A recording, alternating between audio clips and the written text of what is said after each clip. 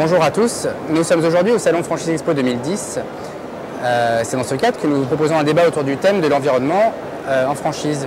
Par le passé, bien souvent, les mesures écologiques étaient rendues obligatoires par des textes de loi contraignants, mais on assiste désormais à des initiatives de la part de réseaux de franchises bien implantés qui savent qu'œuvrer en faveur de l'environnement, justement, leur procurera une bonne image. Nous sommes accompagnés aujourd'hui par Marielle Bugeaud d'Yves Rocher et Lionel Dingeant, directeur général de Cartridge World, réseau spécialisé dans le recyclage de cartouches. Ma première question s'adresse à Lionel. Cartridge World est un groupe international né en Australie. Vous lancez, parrainez régulièrement des opérations, dont la dernière était Cartridge World replante 10 000 arbres en Indonésie. D'après vous, quel impact ces opérations ont-elles sur l'image, sur les ventes de votre groupe? Alors effectivement, la dernière opération était sur une opération de reforestation en Indonésie, donc on a fait avec l'association Planète Urgence. Je dirais que l'impact sur les ventes n'est pas forcément évident et pas un impact qui soit direct.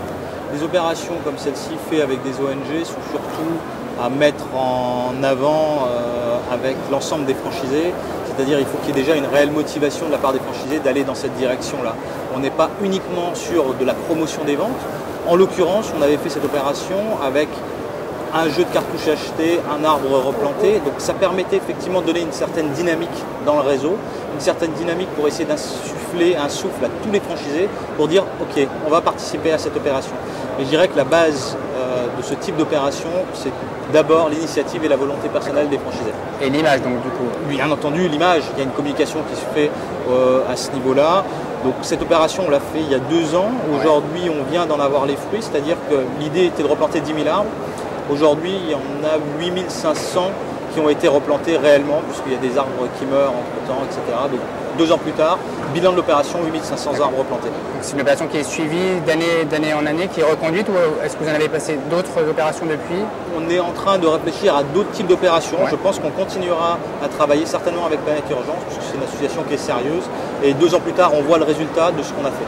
D'accord. Et la majorité des franchisés vous suivent? On était sur 85% du réseau qui suivait ce type d'opération. Les 15% qui n'ont pas suivi, ce qu'on peut comprendre aussi, nous disent voilà, nous on préfère investir dans d'autres types d'associations ou d'autres mouvements. Donc en tout cas, vous laissez on laisse le choix tout à fait le choix aux franchisés de le faire. Je vous remercie. Marielle Bugeaud, donc vous êtes responsable recrutement franchisé d'Yves Rocher, qui a toujours une image d'une société respectueuse de l'environnement.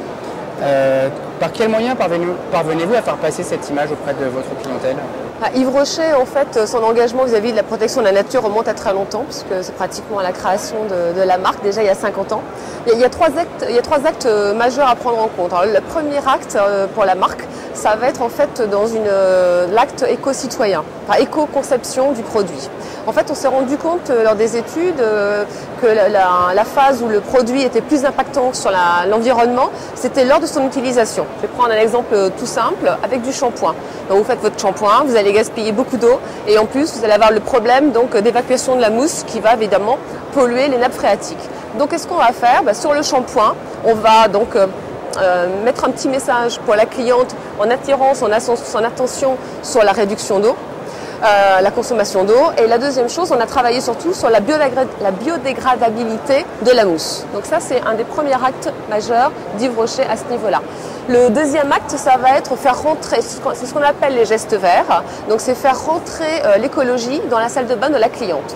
Alors par quels moyens? Ça va être par la sensibiliser sur la consommation de produits avec des produits qui soient monodoses. Donc pareil, les messages pour la sensibiliser sur la consommation d'eau. Ça va être l'utilisation des éco-recharges. En fait, on a lancé les éco-recharges en 1993, donc ça fait déjà pas mal de temps. Aujourd'hui, les éco-recharges, on en vend 2,8 millions à travers le monde. C'est pour tous vos produits? Non, sur certains produits. Voilà, sur certains produits. Donc la cliente, elle a déjà le contenant, elle n'a plus qu'à racheter donc le produit pour compléter son produit qui était vide. Vous ne faites pas de cartouches d'encre?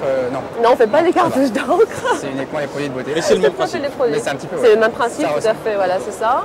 On va faire après dans d'autres gestes. On a arrêté donc la distribution des sacs plastiques depuis 2006. Donc ça fait quand même déjà 200 tonnes de plastique qui sont économisées tous les ans. On a arrêté de lester nos tubes de rouge à lèvres avec du plomb. Depuis 89, on a arrêté aussi les tests sur les animaux. Donc vous voyez, les démarches elles sont nombreuses. Et en fait, le troisième et dernier acte majeur d'Yves Rocher, qui va rejoindre celui de Cartwright, c'est un produit acheté, un arbre planté. Donc on a eu effectivement différents engagements. En 2007, si j'ai bonne mémoire, c'était un engagement pour planter 3 millions d'arbres. On a déjà, dès le premier semestre de l'année 2007, on avait dépassé cet objectif.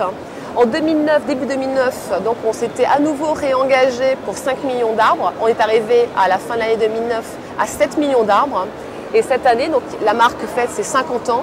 Et là, on s'engage donc pour 50 millions d'arbres à planter d'ici 5 ans. Donc voilà, ce sont en fait les gros actes majeurs d'Yves Rocher à ce niveau-là. Et pour conclure, Monsieur Dinjean, pensez-vous qu'un réseau de franchise est par nature plus vertueux qu'un commerçant indépendant? A-t-il plus de moyens pour être plus vertueux au niveau environnemental qu'un simple indépendant? Par nature, je ne pense pas. Mais est-ce qu'on lui donne plus de je pense qu'il possibilités le de l'être, deviendra en tout cas. Il a forcément plus de possibilités de l'être, tout simplement parce qu'il y a un accompagnement souvent de la tête de réseau aussi qui va engager les franchisés dans une démarche. Donc je dirais que la plupart des franchisés à un moment ont la volonté de s'investir dans cette démarche-là. La difficulté qui est représentée en France aujourd'hui, c'est qu'il n'est pas si facile d'avoir une démarche vertueuse. Il n'est pas si facile de savoir quoi faire de ses déchets. Il n'est pas si facile de travailler sur des éco-recharges. Donc effectivement, il y a un travail collectif qui se met avec la tête de réseau. Et dans ce cas-là, on a besoin de la tête de réseau et des franchisés, puisque ça ne peut se faire qu'ensemble. La tête de réseau ne pourra pas avancer seule et le franchisé ne peut pas avancer seul. Donc effectivement, à terme, en tout cas, les réseaux de franchise ou les réseaux succursalistes peuvent être plus vertueux qu'un indépendant, puisque surtout l'indépendant aura forcément moins de moyens et aura moins d'implication dans ce domaine-là. Je vous remercie. Voilà. Merci. Merci à vous.